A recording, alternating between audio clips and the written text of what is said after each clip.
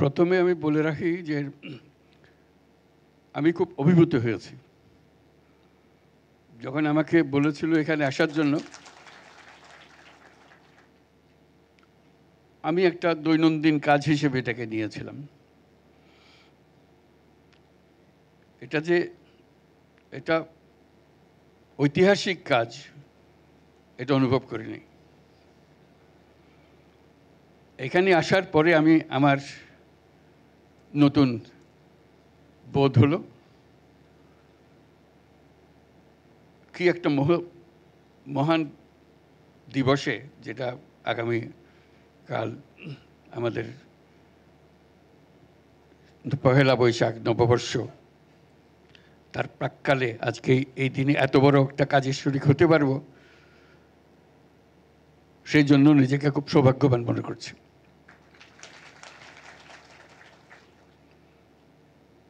আর নিজেকে অপরাধী বোধ করছি,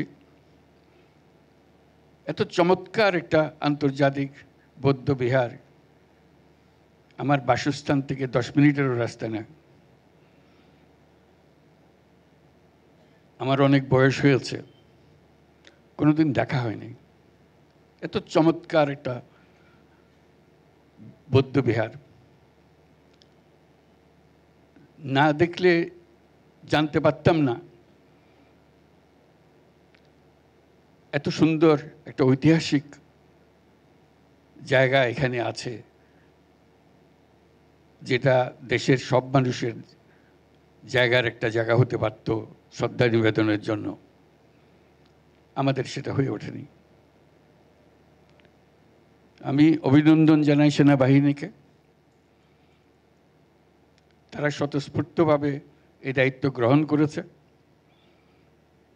এবং একটি ভবন নির্মাণ, সম্প্রীতি ভবন নির্মাণের জন্য দায়িত্ব নিয়েছে।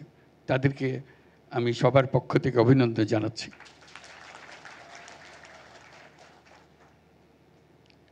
যেটুকু দেখেছি ইতিমধ্যে যেটা আছে অত্যন্ত হৃদয়গ্রাহী, আবেগ আপ্লুত করে এরকম একটা জিনিস। শুধু এটা বৌদ্ধদের এটা ধর্মীয় স্থান হবে, সেটা একটা খণ্ডিত অ্যাটিটিউড। এটা দেশের সকল মানুষের ইতিহাসের অংশ।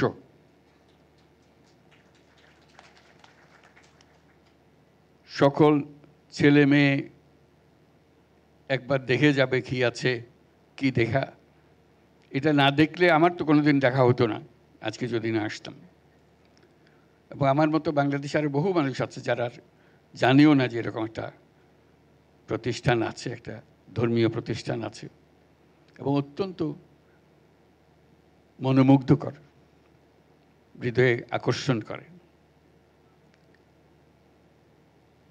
আজকে আমরা যারা এখানে উপস্থিত আছি যারা সবাই বয়স্ক মানুষ, আমার খুব অনুভব করছি যে আমরা এইসব অনুষ্ঠান আমাদের ছেলে মেয়েদেরকে সঙ্গে নিয়ে করতে পারি না কেন।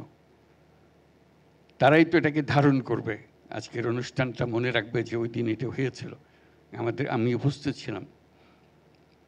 আশা করি এরকম অনুষ্ঠানে আমরা ভবিষ্যতে শুধু আপনাদের নিজেদের ছেলে মেয়ে না, বাংলাদেশের অন্যান্যদের ছেলে মেয়েদেরকে নিয়ে আসা, এটা আমাদের ঐতিহ্যের একটা অংশ। সম্প্রতি চীন গিয়েছিলাম, প্রায় প্রত্যেকটা সভাতে আমি উল্লেখ করেছি অতীশ দীপঙ্করের কথা এবং কীভাবে বৌদ্ধ ধর্ম এখান থেকে বাংলাদেশ থেকে চীনে গিয়েছে। সেগুলো তাদেরকে বলছি, কিন্তু নিজে আর কোনোদিন অতীশ দীপঙ্করের বাড়িও যাইনি। তার অবদানের সম্বন্ধে কারো খোঁজ খবরও নিই নাই। শুধু বলেছি অতীশ দীপঙ্করের অনেক মনাস্ক্রিপ্ট চীনের বিভিন্ন মনাস্ট্রিতে ছড়িয়ে আছে, সেগুলো সংগ্রহ করার কথা বলেছি। এই যে দুরকম ভূমিকা, নিজের দেশের মানুষ অতীশ দীপঙ্কর কেন গিয়েছিল, চীনের অত্যন্ত শ্রদ্ধেয় মানুষ হিসেবে কেন তিনি স্থান পেলেন তাদের মনের মধ্যে। অতীশ দীপঙ্করের উল্লেখ করলে মানুষ চেনে থাকে। তো সেই ইতিহাস তো মুছে যাওয়ার ইতিহাস না, এই ইতিহাস তো সগৌরবে তুলে ধরার ইতিহাস। আমাদেরই মানুষ, আমাদেরই পাড়ার মানুষ। তখন তো এত যানবাহনও ছিল না, কিছুই ছিল না। কিভাবে এত কিছু পার হয়ে হিমালয় পর্বত পার হয়ে সে দেশে গেল, সে দেশে বুদ্ধ ধর্ম প্রচার করলো, আজ পর্যন্ত তাকে মানুষ চেনে সেখানে। আজকে যেটার ভিত্তিপ্রস্তরে স্থাপন হলো, সে ইতিহাসেরই তো অংশ এটা।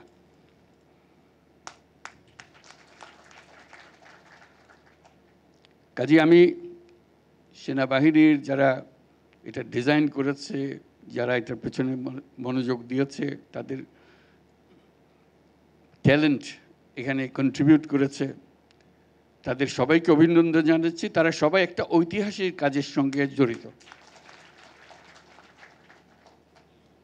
এবং এখন পর্যন্ত আমরা যা দেখছি, যখন সম্প্রীতি ভবন নির্মাণ হবে, এটার থেকে যেন বিচ্ছিন্ন হয়ে না যায়। এমন একটা ভবন করলাম যে মনে হয় না যে ইতিহাসের সঙ্গে মিল আছে। আমি দেখি নেই, আমি শুধু স্মরণ করিয়ে দিচ্ছি। এটা মহান কৃতিত্ব এবং মহান সম্মানের ব্যাপার যে আমরা যেটা করতে পারছি। কাজেই সে ঐতিহাসিক দায়িত্ব স্মরণ করে তারা করবেন। আমাদের সবার শুভেচ্ছা তাদের পেছনে রইল, যাতে করে যুগ যুগ ধরে যখনই এই সম্প্রতি ভবনে আসবে, যারা এটা তৈরি করেছিল তাদের প্রশংসা করে যে কী চমৎকারভাবে সে কনসেপচুয়ালাইজ করেছে পুরো জিনিসটাকে। আজকে আরেকটা জিনিস হলো, এটা তো অভিভূত হলাম এবং নিজের দায়িত্বের কথা মনে করলাম। আরেকটা করলাম যে যেদিকে তাকাই সব চাটগার লোক। ঢোকা অবধি দেখছি চাটগার লোক। তো বুঝতে পারছি চাটগার বুদ্ধ ধর্মের এখনো ঠিকানা চট্টগ্রাম। তোমরা ভালো আছেন নেবি এখন? আর বারবার কই দিত কেন চাটগিয়ে হতা হই, নইলে তারা মন বইত না। তো খুব খুশি হলাম অনারাল্লা দেখো ভবিষ্যতে যেন এন সুন্দর জিনিস হয়।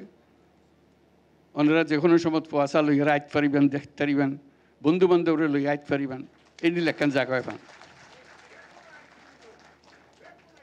বেগুনায় বলে বেগুনের লইয়া আরও বেগুনের মিললে পোয়াশা লইয়ারে এইলে জাগান ফিরবে। আর মিলন মেলার কথা কই, মিলন মেলা তো এনে হতে দিল হইতো না। এন জিনিস গরম ফিরতে টানিয়ে আনুন ফিরবে, বেগুনারে পোয়াশা লইয়ারে যেন টানিয়াই। তো খুব খুশি হলাম আজ বেগুনের দেখা হয়ে গেল কই। আর একখান লিখিত বক্তব্য আছে, ইয়ান কেন ওনারে পড়ে দিই।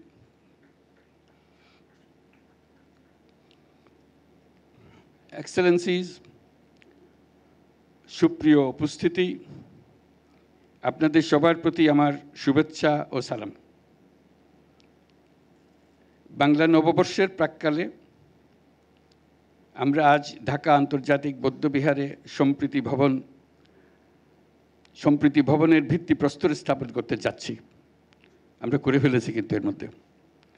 এমন একটি সুন্দর শান্তিপূর্ণ অনুষ্ঠানে আমাকে আমন্ত্রণ জানানোর জন্য বাংলাদেশ বুদ্ধিস্ট ফেডারেশন এবং আন্তর্জাতিক বৌদ্ধবিহারের কর্মকর্তাদের প্রতি আমার কৃতজ্ঞতা ও ধন্যবাদ।